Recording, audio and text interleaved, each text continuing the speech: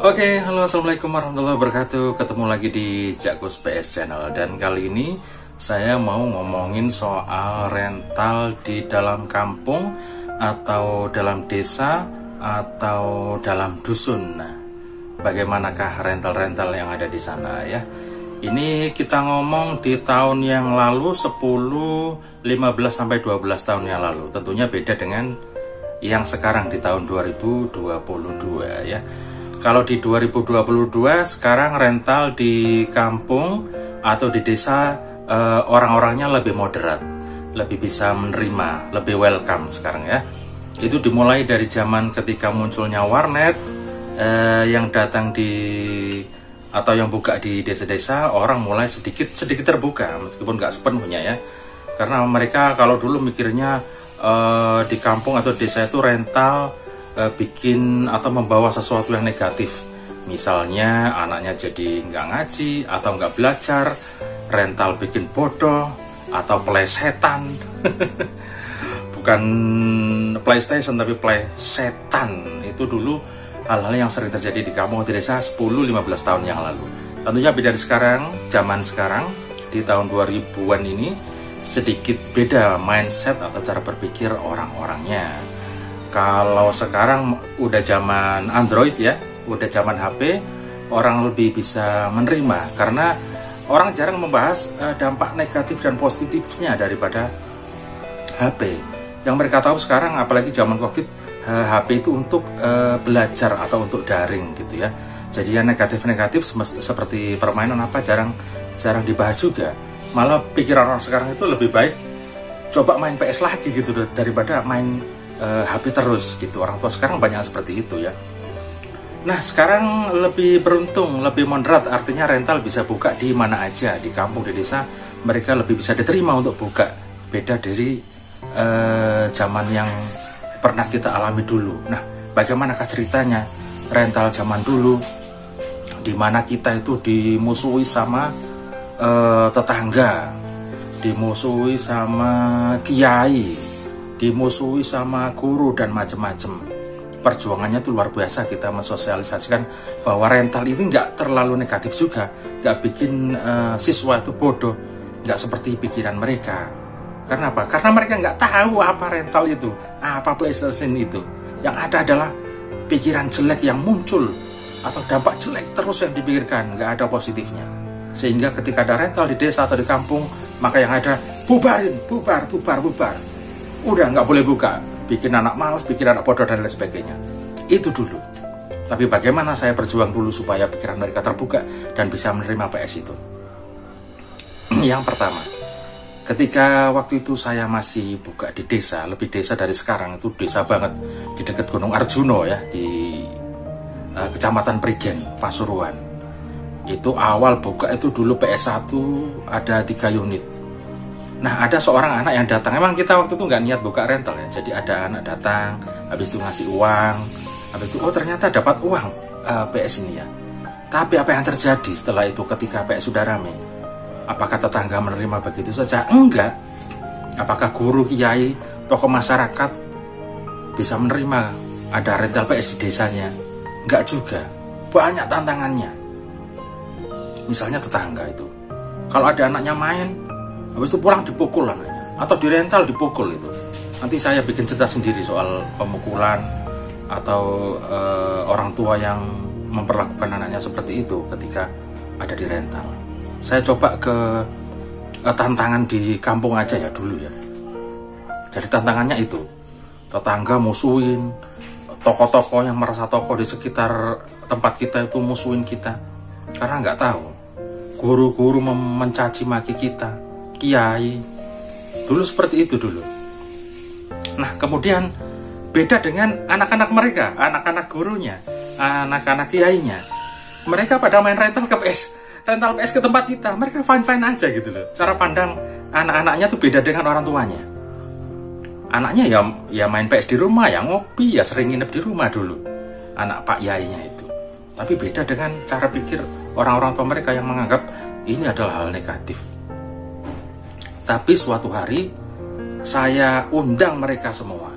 Saya orang yang bukan penakut, Tapi saya orang yang sangat berani ya untuk mengundang dan memberikan sebuah pengertian apa sih rental PlayStation itu. Saya undang guru-guru dan kiainya itu. Akhirnya apa yang terjadi ketika di rumah mereka melihat rental PlayStation itu? Anak-anak itu pada main bola semuanya. Main bola kayak orang beneran gitu. Akhirnya sang kiai itu gimana? Loh, main bola tak mas? Iya pak, itu main bola. Loh, kayak uang temenan ya? Kayak orang beneran katanya. Oh iya bagus ya, bisa ajarin saya. Begitu. Akhirnya ketika tahu bahwa di PS itu mereka main bola seperti layaknya melihat pertandingan sepak bola di TV, mereka baru oh iya. Ternyata main bola gini rental. Iya main bola gini. Emangnya main apa maksiat gimana gitu ya? Gak ada maksiat ya, main bola seneng-seneng gitu, main bola kayak lihat bola di TV. Barulah mereka mulai terbuka. Pak Kiai, Pak Guru itu mulai terbuka. Mulai oh main PS, baru tahu main PS itu main bola. Baru setelah itu mereka oh ya mas, tak kira gimana. Mereka udah tahu dulu seperti itu. Akhirnya terbuka, kita sudah bisa mensosialisasikan bahwa rental PS itu ya main bola seperti ini. Gitu loh, nggak terlalu apa negatif yang seperti apa gitu bayangan mereka itu. Nggak ada seperti itu. Akhirnya mulailah terbuka, open mind mereka bisa menerima kehadiran rental PS yang ada di kampung. Tantangannya seperti itu. Baru yang namanya tetangga dulu nggak nyapa itu, anaknya main ke rumah udah sinis aja. Lihat kita tuh sinis gimana gitu ya. Tapi apa yang terjadi? Tuhan itu adil, Allah itu adil bahwa kita itu mencari rezeki, ya kita mencari rezeki. Kalau mereka yang mencoba memberhentikan rezeki kita si tukang rental gitu ya. Anak kita, istri kita makan apa? Mereka menghadang rezeki kita. Mereka juga yang akhirnya kualat gitu ya, yang mendapatkan musibah daripada mencoba menghentikan kita. Akhirnya apa? Saya nggak bisa cerita ya soal apa yang terjadi sama mereka itu. Tentang anaknya yang dilarang, yang dipukuli, akhirnya nasib anaknya kayak apa. Akhirnya orang tuanya minta maaf. Mungkin saya cerita sedikit ya. Jadi ada anak yang berjasa gitu ke rumah yang sering main, akhirnya dipukuli, dimarahi dan macam-macam, nggak boleh main, katanya bikin bodoh dan macam-macam. Akhirnya apa? Akhirnya saya ngamuk, emosi, tak datengin orang tuanya. Tolong pak ya, anak ini kecil, anak ini nggak berdaya, nggak punya kekuatan untuk melawan orang tuanya. Dipukuli ya nerima, dicewer yang nerima, semuanya nerima. Tapi si anak ini punya dunia tersendiri, yaitu dunia dolinan, dunia mainan. Dia main PS 1000, 2000, apa salahnya dia menikmati dunianya sekarang. Toh kalau dewasa nanti dia juga nggak seperti ini terus. Biarkan dia menikmati dunianya, dunia PS. Ini juga teknologi, kemajuan zaman yang mungkin dia belajar juga dari sini. Program PS itu yo opo, main itu kayak apa seperti anak yang lain. Tolong jangan dikerasin ini. Saya takut akan ada masalah. Saya nggak bisa sebutin masalahnya apa ya. Nanti anak ini jadi begini. Kata-kata saya seperti kutukan. Dan apa yang terjadi setelah itu? Beneran. Saya bukan malaikat, saya bukan Tuhan, saya bukan siapa-siapa. Tapi yang terjadi sama anak itu, gini beneran anaknya. Lalu orang tuanya apa teman-teman? Orang tuanya minta maaf sama saya. Mas tolong maafin saya, bener-bener minta maaf. Sekarang anak saya boleh, saya kasihkan anaknya main PS di sini. Tak kasih uang ini tolong ya. Biarkan anak saya main PS di sini. Tapi apa yang terjadi anaknya? Anak udah linglung anaknya. Udah nggak seperti biasanya dulu, udah beda. Dan mohon maaf ini ya, memang harus perawatan dan pengobatan untuk sedikit untuk mengobati ininya. Padahal aslinya normal. Itu kejadian pertama. Kejadian kedua, ada tokoh-tokoh masyarakat juga, tapi saya nggak cerita itu. Ada seorang guru agama juga. Plesetan. PS saya itu dihujat seperti itu. Itu di desa seperti itu teman-teman ya. Dulu tapi ya. Plesetan. Sampai murid-muridnya itu, kamu mau ke tempat plesetan?